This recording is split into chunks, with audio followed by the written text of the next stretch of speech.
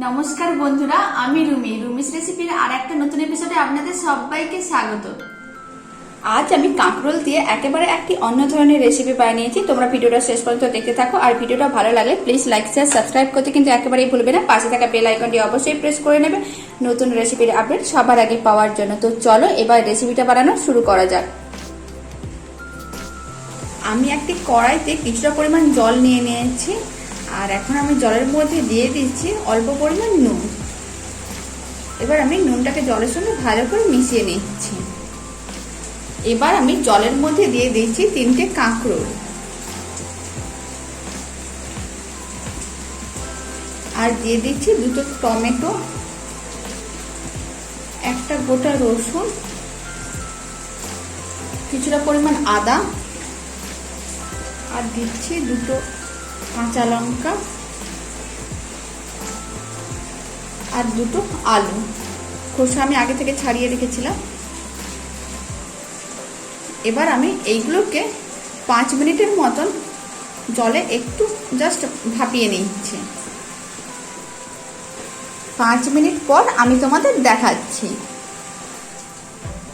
5 minute হয়ে গেছে, এখন আমি ফ্লেমটাকে অফ করে দিচ্ছি। আর এখানে তোমরা দেখো টমেটো একটু একটু সেদ্ধ হয়ে গেছে, আর কাঁকরোলটা আলুটা হালকা হালকা সেদ্ধ করে নিয়েছি।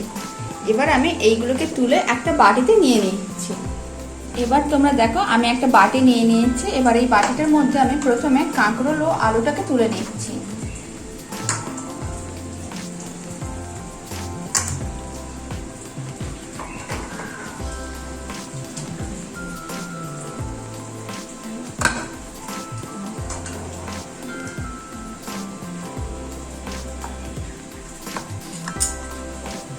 লঙ্কাটাকে আমি নিয়ে নিচ্ছি।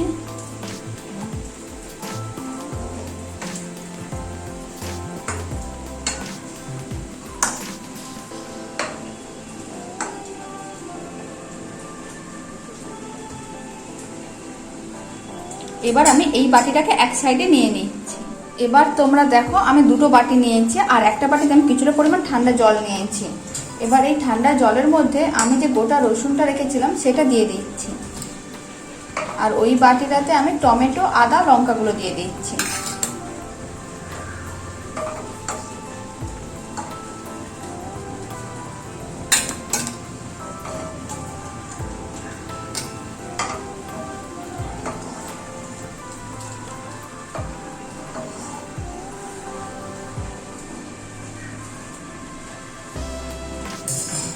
এবার রসুনটাকে আমি ঠান্ডা জলের মধ্যে এইভাবে একটু ভেঙে দিচ্ছি।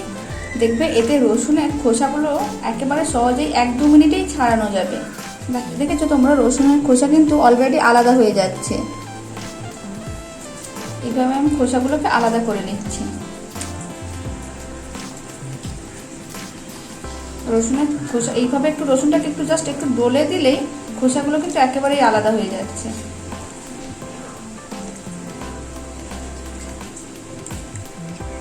আমি রসুনগুলোকে ছাড়ানোর পরে এই বাটিটাতেই নিয়ে নিয়েছি। এবার আমি সমস্ত উপকরণগুলোকে মানে টমেটো, আদা, লঙ্কা, রসুন সব একসঙ্গে আমি পেস্ট করে নিয়েছি। সমস্ত উপকরণগুলোকে আমি একসঙ্গে ভালো করে পেস্ট করে নিয়েছি। এবার আমি এই বাটিটাকে এক সাইডে রেখে দিচ্ছি। এবার আমি যে আলু কাঁকরোলগুলোকে একটু সেদ্ধ করে রেখেছিলাম সেইগুলো এখন আমি একটা চপারের উপরে নিয়ে নিচ্ছি, আর আমি কাঁকরোলের সাইডগুলোকে এইভাবে তুলে দিলাম, আর মাথাটাকে একটু এইভাবে কেটে নিচ্ছি। এবার কাঁকরোলটাকে আমি প্রথমে এইভাবে লম্বা করে কেটে নিচ্ছি, তারপর আমি এটাকেও হাফ করে নিচ্ছি।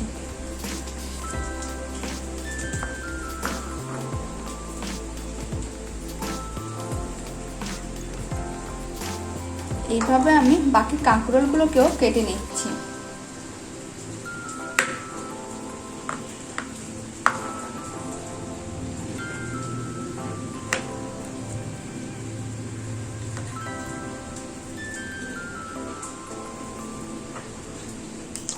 তিনটে কাঁকরোল আমার কাটা হয়ে গেছে। এবার আমি এইগুলোকে একটা বাটিতে তুলে নিচ্ছি।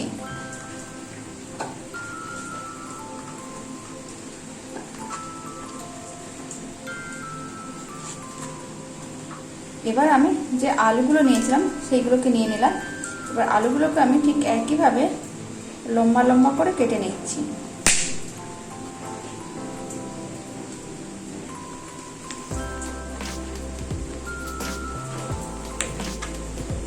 এইভাবে আলুগুলোকে আমি লম্বা করে নিচ্ছি।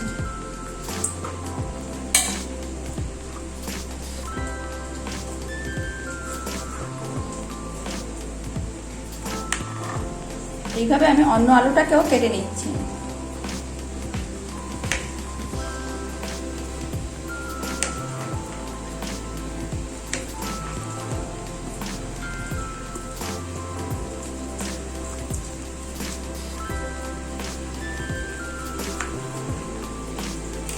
এখন আমি একটি কড়াইকে গ্যাসের উপরে বসিয়ে কড়াইয়ের মধ্যে আমি 4 চামচের মতন সরষের তেল দিয়ে দিয়েছি।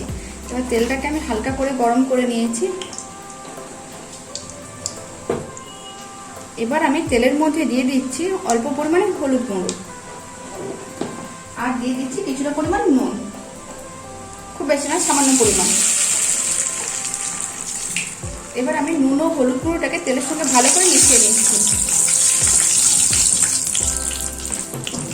আমি যে কাঁকরোলগুলো কেটে রেখেছিলাম সেইগুলো এখন আমি তেলের মধ্যে দিয়ে দিচ্ছি।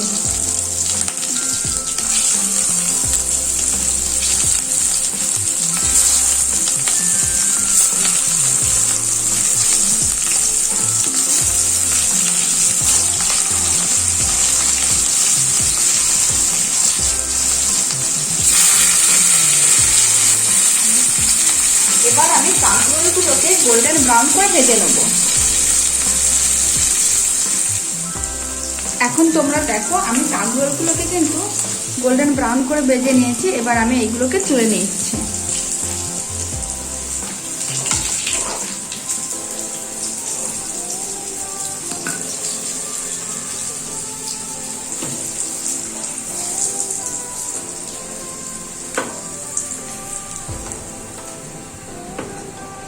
আমি কাঁকরোলগুলোকে একটা বাটিতে তুলে নিয়েছি। এবার আমি ওই তেলের মধ্যে যে আলুগুলোকে কেটে রেখেছি সেইগুলো দিয়ে দিচ্ছি।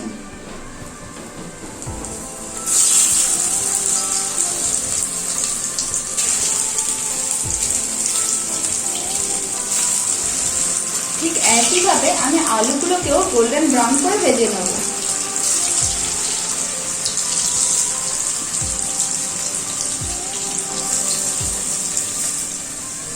আলুগুলোকেও আমি ভালো করে গোল্ডেন ব্রাউন করে ভেজে নিয়েছি, তোমরা দেখো। এবার আমি আলুগুলোকেও তুলে নিচ্ছি।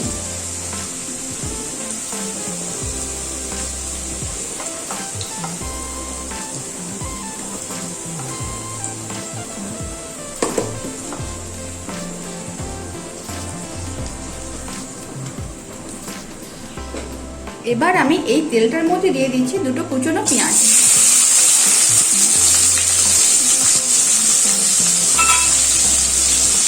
পেঁয়াজগুলোকে আমি হালকা করে ভেজে নিচ্ছি প্রথমে। পেঁয়াজগুলো কিন্তু হালকা করে ভাজা হয়ে গেছে। এবার আমি এর মধ্যে যে মশলাটাকে আমি আগে থেকে পেস্ট করে রেখেছিলাম সেটা এখন এর মধ্যে আমি দিয়ে দিচ্ছি। আর আমি দিয়ে দিচ্ছি কিছুটা পরিমাণ হলুদ গুঁড়ো, আর দিচ্ছি হাফ চামচের মতন কাশ্মীরি মির্চ পাউডার,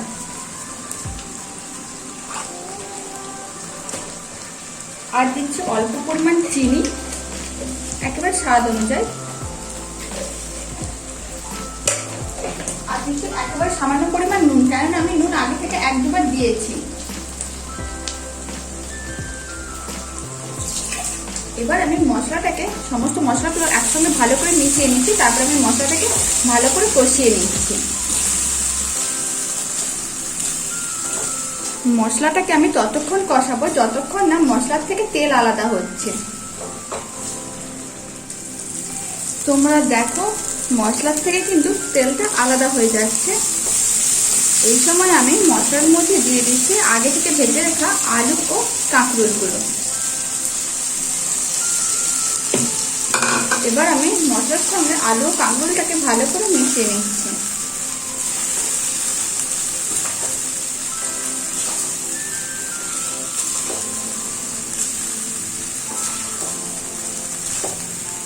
এইভাবে এইভাবে 1-2 মিনিট ভালো করে মিশিয়ে নিচ্ছি।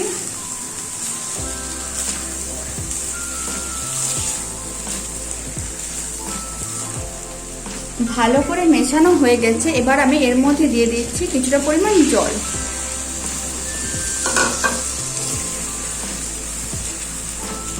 এবার আমি গ্রেভির মধ্যে কাঁকরোল আলুগুলোকে একটু ফুটিয়ে নিচ্ছি। এইভাবে আমি 3 থেকে 4 মিনিটের জন্য ফুটিয়ে নিচ্ছি। 3-4 মিনিট আমি ভালো করে ফুটিয়ে নিয়েছি। এবার আমি প্রথমে ফ্লেমটাকে অফ করে দিলাম। এবার আমি এর উপরে দিয়ে দিচ্ছি কিছুটা পরিমাণ গরম মশলার গুঁড়ো, 1/2 চামচের মতো।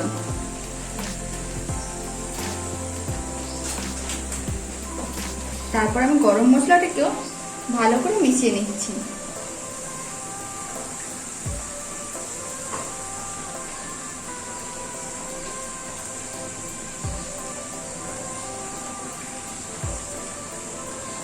কাঁকরোলের রেসিপিটা কিন্তু একেবারেই রেডি হয়ে গেছে। এবার আমি এটাকে সার্ভ করে নিচ্ছি।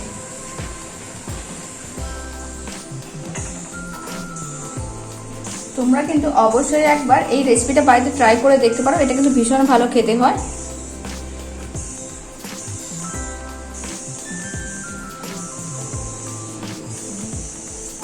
কাঁকরোলের রেসিপিটা কিন্তু আমি সার্ভ করে নিয়েছি, তোমরা দেখো। এবার আমি শেষে এর উপরে দিয়ে দিচ্ছি 1 চামচ ঘি। ঘিটা কিন্তু এই সময় দিলে টেস্ট কিন্তু অনেক বেশি হয়।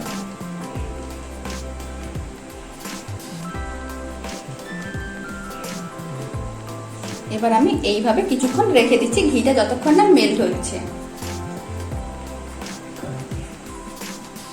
কাঁকরোলের রেসিপিটা কিন্তু খাওয়ার জন্য একেবারেই রেডি হয়ে গেছে। তোমরা কিন্তু অবশ্যই বাড়িতে একবার ট্রাই করবে ও আমাকে কমেন্ট বক্সে জানাবে রেসিপিটা তোমাদের কেমন লাগলো। আর ভিডিওটা শেষ পর্যন্ত দেখার জন্য তোমাদের অসংখ্য ধন্যবাদ।